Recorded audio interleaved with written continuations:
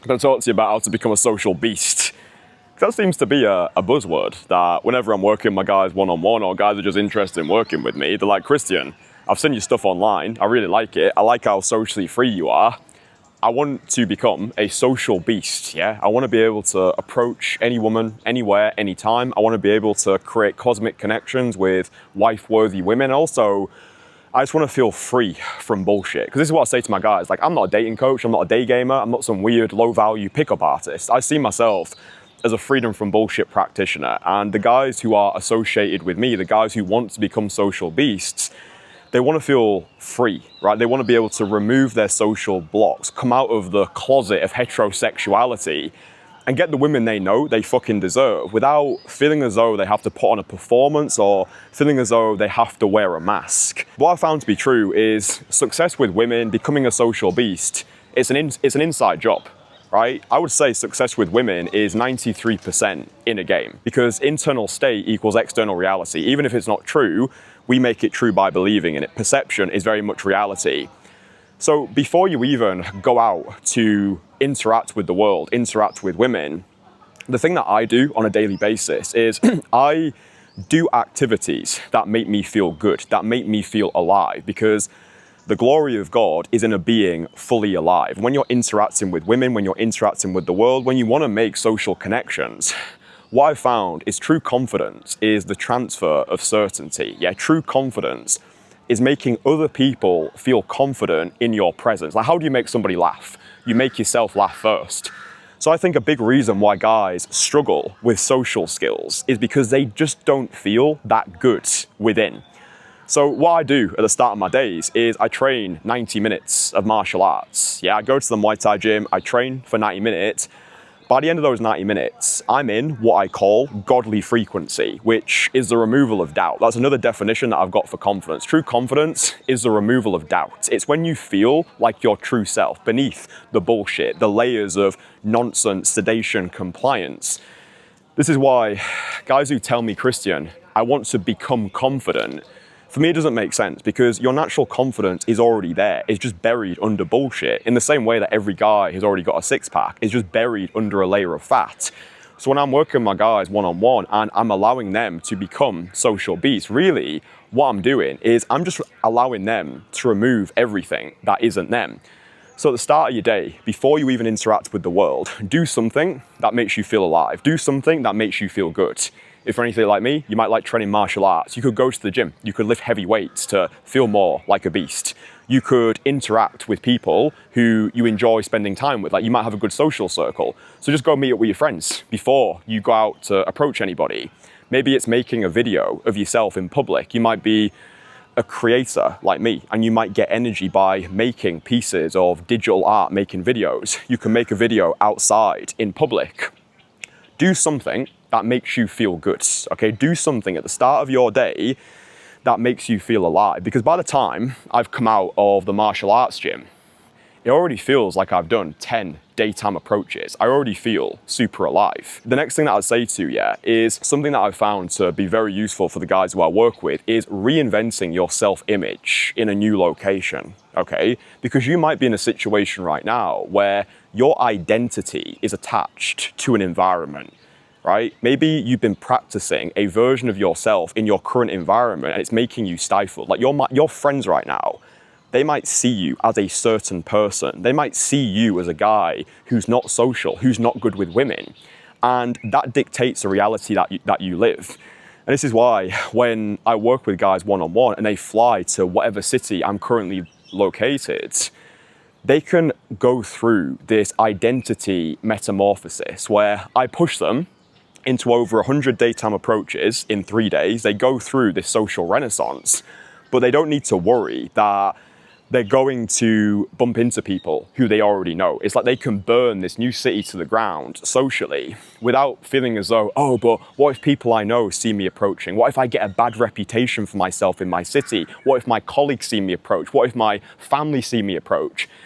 You can go to a brand new city where no one knows yet. And this is what I recommend to you as well. If you're not ready to work with me at this point, then what I say to people is, if you're new to the art of daytime approach, which is just talking to people, right? It's just creating connections with women in everyday social situations, then what I say to most guys is have an immersion week, okay? So block 7 days out of your schedule, go to a city where nobody knows you. You could go to a new country as well, and do 15 approaches every single day for 7 days. By the end of those 7 days, you'll have done 105 daytime approaches.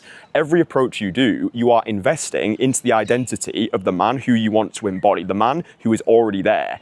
By the end of this immersion week, you'll develop this action taker aura, where every time you see a woman, you'll start to experience success in advance. But if you're somebody right now and you've done less than 100 approaches, you're probably seeing every approach as a make or break situation. For you, you might see beautiful women every single day. Rather than walking over and talking to them, you don't see these women as an opportunity. You see them as a threat. Yeah, you see these women, you think to yourself, oh fuck, I'm gonna get rejected. I'm gonna run out of things to say. Oh, she's not gonna like me. And all this is keeping you stuck. And the thing that I make my guys aware of is you don't have approach anxiety, right? Anxiety is not an illness, it's an emotion. The only reason you feel this resistance to talking to new people is because you're not doing it enough, okay? So having this immersion week in a city where no one knows yet, I'll tell you a quick story. A client of mine, many years ago, Ephraim, when Ephraim first reached out to work with me, he was in a similar position to the majority of my clients, and this is probably your position right now. Ephraim was doing well in life, right? So he was a software engineer. He was making over 6 figures a year. He was in shape. He looked good. He dressed well. He had good social skills. The problem for Ephraim was he felt like a closet heterosexual, right? Every time he saw women on the streets of San Francisco, he froze up like a deer in headlights. He would reject himself on their behalf. He'd think too many steps ahead, and he'd experience failure in advance. So one day, he came across my content online. And at the time, I was in Warsaw, Poland, okay? So Ephraim decided to reach out to me. He flew to meet me in Warsaw, and I took Ephraim through this social renaissance, okay? And the crazy thing for Ephraim was when he first reached out to me, he was shit scared to talk to women. He couldn't even imagine himself walking over to women. He came to Warsaw, he reinvented himself, and by the end of our time together, he'd been on more dates through cold approach than he could even count. Since working with Christian, I have eradicated bad habits, exploded my sales career, and genuinely been on more dates through cold approach than I can even count. And the thing that helped Ephraim was the fact that in Warsaw, nobody knew who he was. And in fact, Ephraim had an interesting self-limiting belief because Ephraim is a black guy, okay? And being a black guy in Warsaw, he was worried that women in Warsaw would not like him because he was black. He was like, bro, I'm literally the only black guy in Poland. These women are not gonna like me. They don't see guys like me every single day. I think this is gonna work against me. And I reframed it. I was like, bro, the women in Warsaw are going to love you because you're black, right? They don't see guys like you every single day. So leverage your rarity. Leverage the fact that over in Warsaw, you are rare. In the same way that the reason gold is considered valuable is because it's scarce, okay? Scarcity is attached to rarity, and the more rare something is, the more desired it becomes. And this is what happened for Ephraim. Like, he was going on multiple dates on the same day. He had dates on demand with wife-worthy women. He went back home to San Francisco, where he replicated the same results. He became a social beast, not just in Warsaw, but back home in the United States, going on dates on dates on dates. I had dates on dates on dates lined up out in San Francisco. I got way better at setting up dates than I ever needed to. So the reason why Ephraim's story matters to you is because by changing his location, by changing his environment, Ephraim was able to reinvent himself in a new place. And that's why I say to you, have an immersion week. Go to a new location where nobody knows you. Spend 7 days in a new place. Approach 15 every single day for 7 days. If you're somebody right now and you feel socially frustrated, you feel socially repressed, you feel like a closet heterosexual, your identity might be attached to the location you're currently in. Another thing I say to you as well is always be opening, all right? Guys come to me and they want to become social beasts. The problem is they're spending too much time on their own at home. Yeah, so I work with entrepreneurs, digital nomads, business owners, visionary creatives, guys who let's be real, they can spend the majority of their time at home, hunched over behind a laptop. Maybe they're looking at their carefully curated crypto portfolio, checking out the stock market. Maybe they're a creator like me. They're looking at their analytics. They're seeing how their videos are performed. They think, oh, I need to do more editing today. But they've got this amazing city outside of their window, right? They might have the penthouse skyline apartment, and they've almost built this palace of comfort where they're not spending enough time in the real world. So what I say to my guys, especially the guys who are more introverted, more logical, more analytical, the guys who are spending too much time on their own is, bro, every time, every single day, force yourself to go outside of the house. And the easiest way to do this is if you've got work to do, rather than doing your work at home, go to a local cafe, go to a local Starbucks, be in the arena where social connection can happen. On your way to the Starbucks, open people. All this means is say good morning, say good afternoon, say hello, make eye contact with strangers. When you're interacting with the barista, just ask them how their day's going. Maybe you're sat in the cafe and you make eye contact with a girl who sat across the room from you. Go over to her, just say, listen, you look amazing. Yeah, because the more you do this, the more you open, the more you want to open. Yeah, and becoming a social beast is simply about practicing the behaviors of the version of you who's already social. This is why I see this entire game as an identity game. The final thing I'll say to you, when it comes to daytime approach, a lot of guys, they've got resistance, they've got apprehension. And a lot of times it's because they're in this take mentality. They feel as though they need to get something from the woman. They need a date, they need a phone number, they need a happy ending.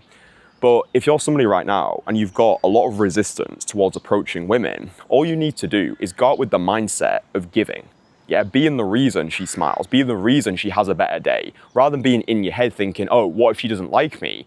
The only goal for your approach is to leave this woman better than you found her, make her feel beautiful, desired, and sexy. Because if you actually perceive yourself, this is really important as well, if you perceive yourself as the giver of value, as the creator of magical experiences, you'll notice that the apprehension starts to dissolve. Imagine you're walking down the street one day. Yeah, imagine you're walking down the street and you see somebody drop their phone. Yeah. Now imagine picking up that phone and returning the phone back to the person who dropped it. In that moment, you don't feel resistance. You don't feel apprehension. You're not in your head thinking, oh, what if this person rejects me? You pick up the phone and there's probably a part of you that's already anticipating the happy response from the person. It's the same when you're approaching as well. Because the only reason you don't feel anxiety towards returning that phone to that person is because you perceive yourself as a giver of value, right? You now have permission to do the thing. So this is the way that you want to perceive yourself when you are going out there to approach women. You're the creator of magical experiences. Within you, you have the capacity to leave these women better than you found them. Because I think that in the modern world that we live, everybody is secretly lonely. I think with the hyper-digitalization of society, AI, robots taking over the fucking planet, I think human beings feel more disconnected than ever before. And I think we all crave connection. I think everybody is just waiting for somebody else to make that first move. The problem is today, because guys are living their lives like closet heterosexuals, they're thinking too many steps ahead, they're experiencing failure in advance. They think to themselves, what if this woman rejects me? What if it's creepy? What if I get a bad reputation? Rather than entertaining all that bullshit, instead tell yourself the story that this woman who you approach today, you are going to make her day. You are going to leave her better than you found her. And this is how you become a social beast. It's by not entertaining the negative bullshit stories. It's telling yourself better stories.